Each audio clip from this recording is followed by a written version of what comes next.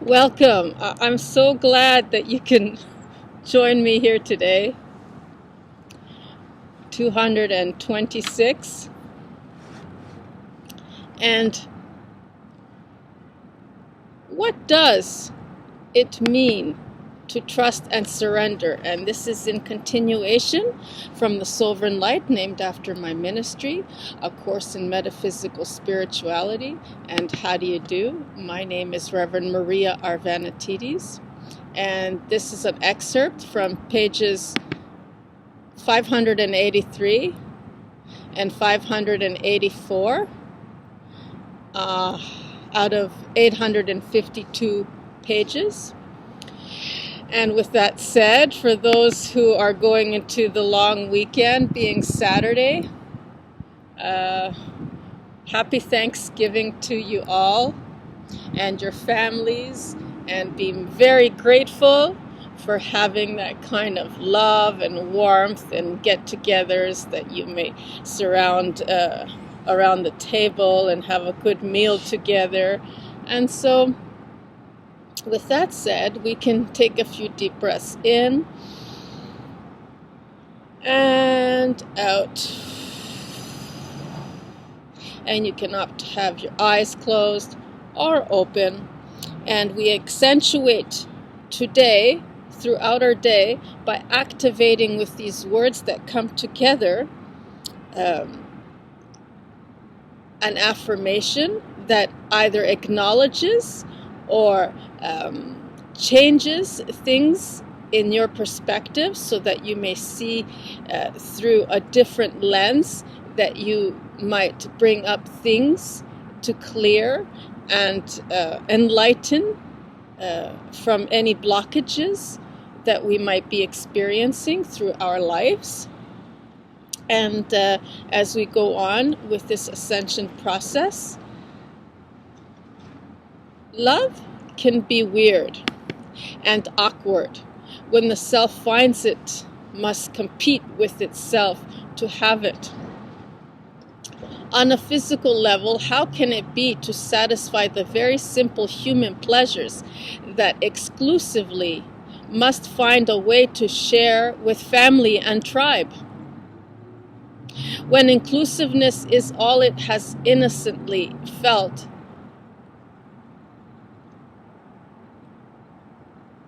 the exploitation of exclusiveness to form relationships looked on with disapproval.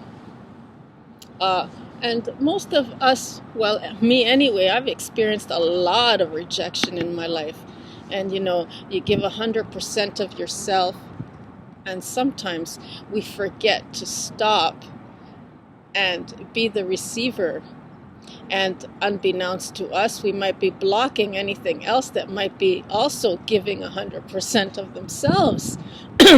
And so this conflict might arise, and the outcome might be rejection, and the blocking will become more pronounced on other levels until they totally become wiped out of our awareness, and we feel it on a soul level, that connection, when it's no longer made aware from our spiritual consciousness to impress upon it.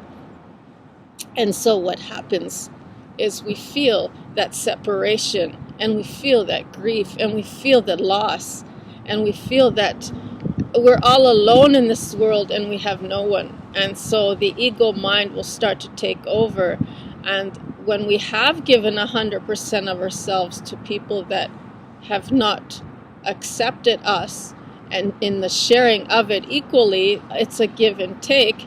Perhaps we weren't receiving equally in order to be able to do this, or we were taken for granted or not appreciated, and all these things. At the same time, they would be feeling the same thing. And so let's begin this affirmation for today and say these words out loud. I am turning home to the emphasis of my existence that love begets me.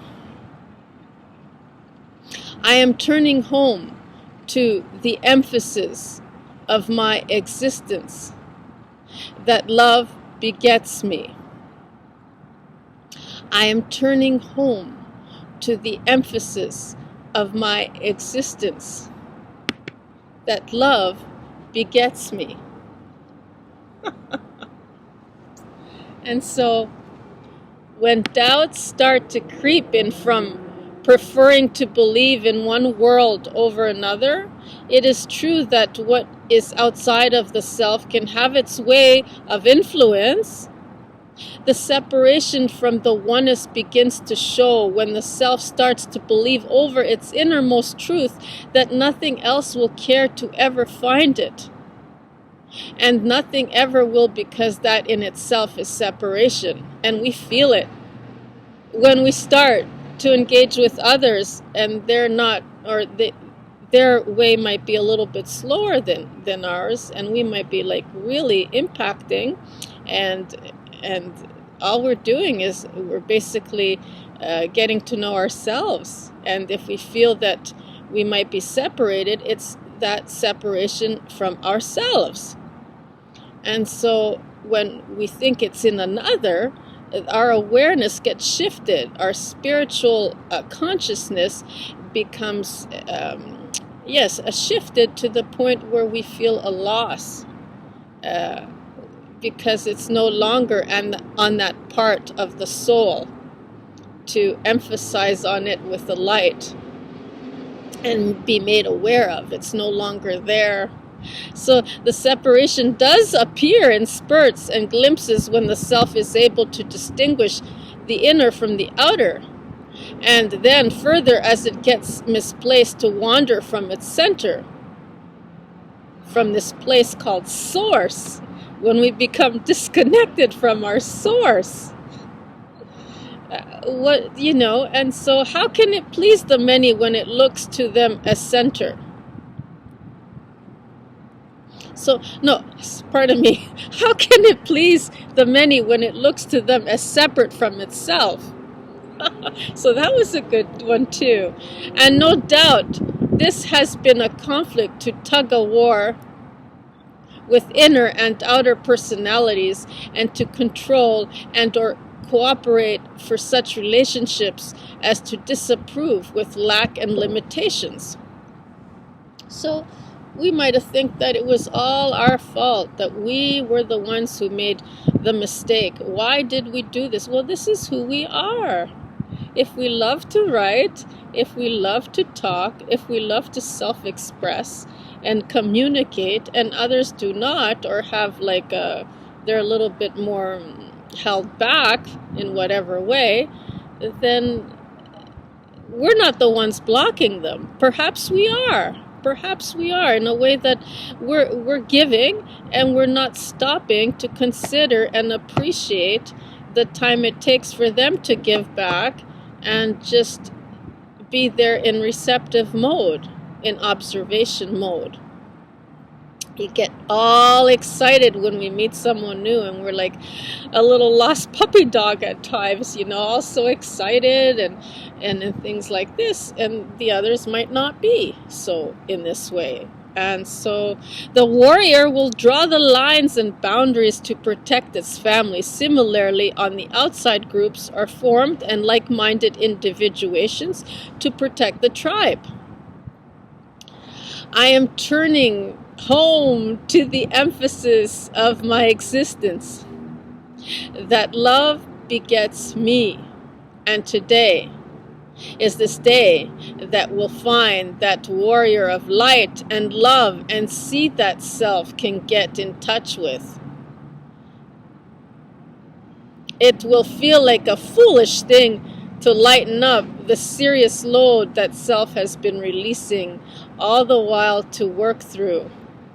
Learn to see the positive from this experience and the value it might bring to leadership. And this is how it goes. And you think, well, how come my kind keeps on banishing and rejecting me? And yet I have people who are willing to accept in the ways of me being a role model, and that they do the same with their tribes and things like this.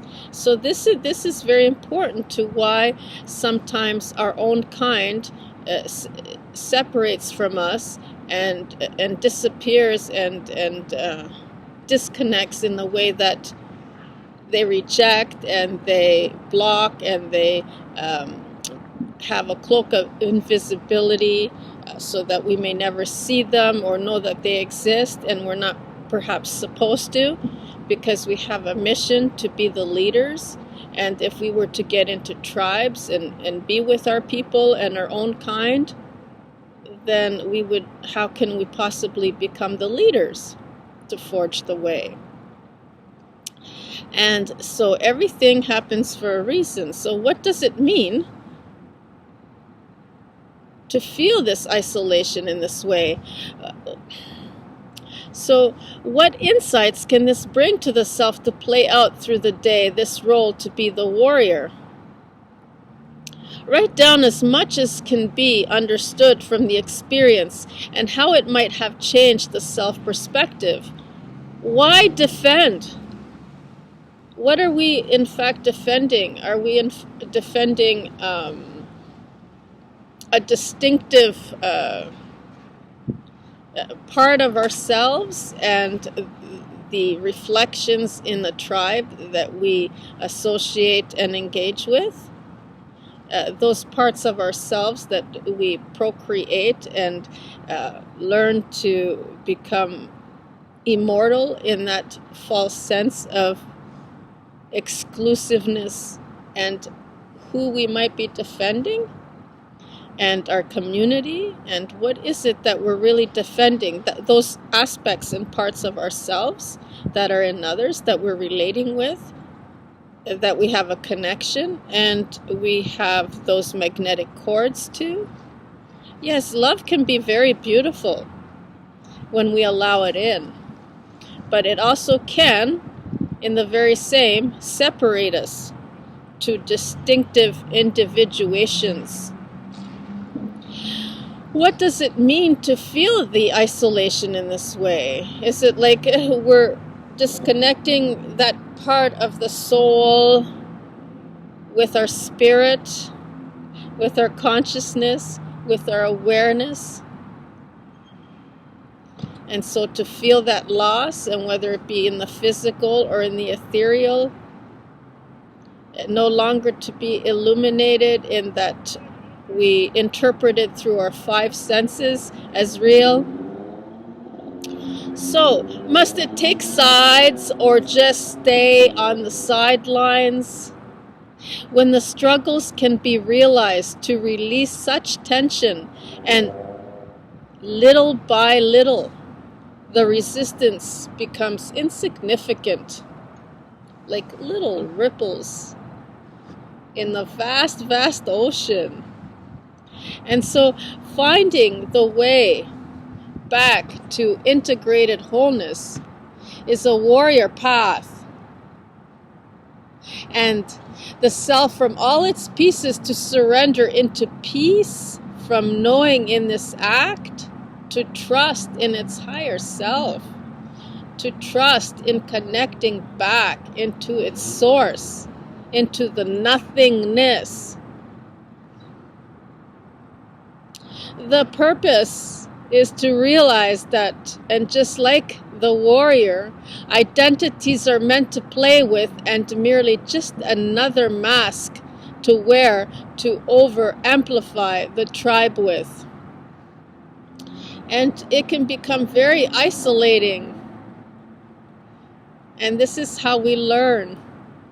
And this is how we become strong and strengthened. Because when it really comes to it all, it's just the amount of love that we're able to give and receive and appreciate and granted, be grateful of it. And with that said, happy Thanksgiving to everybody. who has a lot. Now's the time to reflect on all that we have done throughout the year, everything that we've accomplished. And so I am turning home to the emphasis of my existence, that love begets me. I am turning home to the emphasis of my existence, that love begets me. I am turning home to the emphasis of my existence, that love begets me. And yes, we all exist as long as we have consciousness and have this consciousness connected to the soul, that we are here as biological beings, one with source, one with soul, connected to our spirit and our consciousness. And with every moment by moment, what we are aware of within this present moment is what gives power and that aspect to reflect from the soul to us as being real and aware. And so, thank you so very much for joining me here today. And you can start to slowly come around by blinking your eyes open if you have them closed. And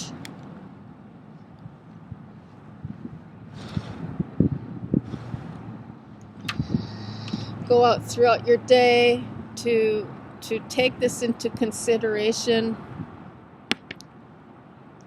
that part of yourself that you must learn to trust and surrender, so that you might turn home and emphasize on your existence for love to beget you.